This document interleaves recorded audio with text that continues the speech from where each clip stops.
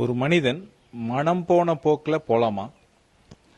மனம் போன போக்கெல்லாம் போக வேண்டாம்னு தான் பெரியவங்க சொல்லியிருக்காங்க. காரணம், மனம்ங்கிறதுனுடைய தன்மை என்ன அப்படின்னா, முந்தைய ஜென்மங்கள்ல பல ஜென்மங்கள்ல பெற்றிருக்கிற ஆசை நிராசைகளை எல்லாம் நிறைவுபடுத்துறதுக்கான ஜென்மமா தான் இந்த ஜென்மம் விளங்குது.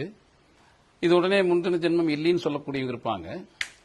இப்ப இந்த ஜென்மத்துல பிறந்து என்னென்னலாம் ஆசைகள் இருக்குதோ அதெல்லாம் மனசுல இருக்கும். அப்ப அந்த ஆசைகளுக்கு ஏற்ப, மனசுல இருக்கிற ஆசைகளுக்கு ஏற்ப நம்ம போறது தான் மனம் போன போக்கில் போகிறது. அது சரியான இடத்துக்கு கொண்டு போய் சேர்த்தாது. ஆக மனதை குறிப்பிட்ட கோணத்தில் பயணிக்க செய்யணும். மனதை ஜீவன் பக்கம், உயிரின் பக்கம், நிலைத்தவற்றின் பக்கம் போக செய்யணும். மனம் போன போக்கெல்லாம் போகக்கூடாது.